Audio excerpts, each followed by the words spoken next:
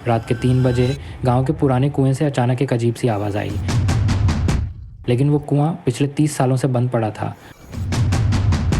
गांव वालों का कहना है जो भी उस कुएं की आवाज़ सुनता है वो लौटकर कभी नहीं आता। और उस रात एक लड़का उस आवाज़ के पीछे चला गया। फिर उस गांव में अजीब चीज़ें होने लगीं और आज तक कोई नहीं जानता कि उस रात उस कुएं के पास क्या हुआ था। लेकिन एक बात सच है, वो कुआं आज भी किसी को बुलाता है। कहानी वो नहीं जो किताबों में मिलती है, ये कहानी है उन सच्चाइयों की जिन्हें जानना आसान नहीं और भूल जाना नामुमकिन। अगर दिल मजबूत है तो चलिए एक कदम और बढ़ाते हैं अंधेरे की तरफ। ये कहानी है आदित्य की, एक इलेक्ट्रॉनिक स्टूडेंट 22 साल का, लास्ट सेमेस्टर में प्रोजेक्ट के लिए अर्बन वर्सेस रूरल इंफ्रास्ट्रक्चर पर रिसर्च कर रहा था।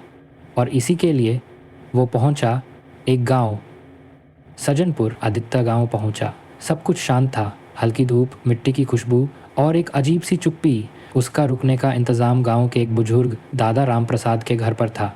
सुबह चाय पीते हुए उसने कैजुअली पूछ लिया, दादा सुना यहाँ कोई पुराना कुआं है। दादा के चेहरे का रंग बदल गया। वो बस बोले, उधर मत जाना बेटा, जो गया है वो लौटा नहीं। आदित्य को हंसी आ गई, सोचा ओल्ड सुपरस्टिशंस होंगे, लेकिन दादा की आंखों में जो डर था वो बनावटी नहीं था। शाम 6 बजे आदित्य गांव एक्सप्लोर कर रहा था।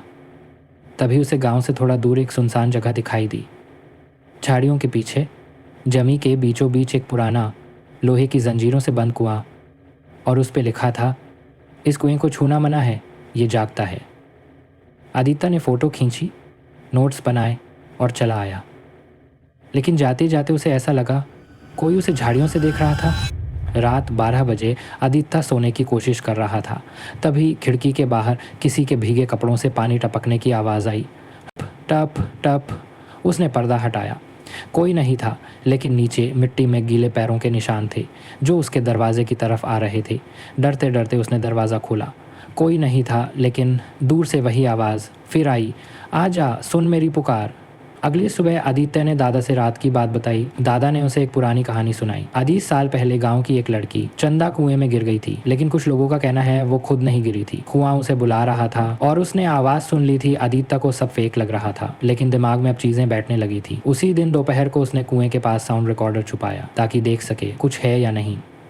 उसी रात 4 बजे रिकॉर्डर अपने आप बंद हो गया, लेकिन अगले दिन जब उसने उसकी फाइल चेक की, उसमें एक धीमी आवाज़ रिकॉर्ड हुई थी, क्यों आया है, लौट जा। और ठीक उसी समय आदित्य की आंखें जलने लगी। आईने में देखा, आंखों से खून बह रहा था, लेकिन दर्द नहीं था। वो चिल्लाया, लेकिन आवाज़ जैसे कमरे में ही दब गई थी। उसने फ़ोन उठाया, पर नेटवर्क गायब था। तीसरा दिन रात 2 ज़ाला गजे आदित्य ने ठान लिया, अब वो खुद जाएगा उस कुएं तक। रात 2:30 बजे फ्लैशलाइट लेके पहुंचा, जंजीरें खोलीं और कुएं के पास बैठकर बोला, अगर कुछ है तो सामने आ। पहले कुछ नहीं हुआ, लेकिन अचानक हवा बंद हो गई और कुएं से एक आवाज़ आई, अब तू मेरा है। आदित्य पीछे हटा और तभी उसके पीछे एक लड़की खड़ी थी, भीगे बाल, सफ़ेद साड़ी, बिना चेहरा, और धीरे धीरे उसकी गर्दन घूमने लगी। तू आवाज़ें सुन चुका है, अब लौट नहीं सकता। आदित्य ने भागने की कोशिश की, लेकिन उसके पैर जड़ हो गए थे और उसने देखा उसके चारों तरफ कुएं के अंदर से सैकड़ों हाथ बाहर निकल रहे थे, सब उसे अंदर खींचने लगे। तो उसने सुनी, एक बार पुकार सुन ली, अब तू खुद पुकार बनेगा। अगली सुबह 5:45 बजे आदित्य नहीं मिला। उसके कपड़े कुएं के पास पड़े थे, रिकॉर्डर में बस एक आवाज़ थी, मैं भी कभी इंसान था, अब मैं पुकार हूँ। वो कुआं अब भी वहाँ है, बंद है, लेकिन उसकी पुकार अब भी ज़िंदा है। और अगर कभी किसी रात तुम्हें कोई कहे बस एक बार आजा, तो मत जाना, क्योंकि अगला नाम शायद तुम्हारा हो। ये बस कहानी नहीं थी, ये हकीकत थी जो किसी और की नहीं, शायद आपकी भी हो सकती है। अगर आपके साथ भी कभी कुछ अजीब, डरावना या अनसुलझा हुआ है तो डिस्क्रिप्शन में दिया गया हमारा मेल देखिए या नीचे कमेंट में बताइए, क्योंकि हम सुनते हैं हर कहानी। और अगर ये कहानी आपको सच में अंदर तक छू गई हो तो एक लाइक ज़रूर कर देना, अपने दोस्तों को भेजो और मंचक को सब्सक्राइब करना मत भूलना, क्योंकि अगली कहानी शायद तुम्हारे ही आसपास से हो। अंधेरा सबके पास आता है, बस कोई देख पाता है और कोई नज़रअंदाज कर देता है।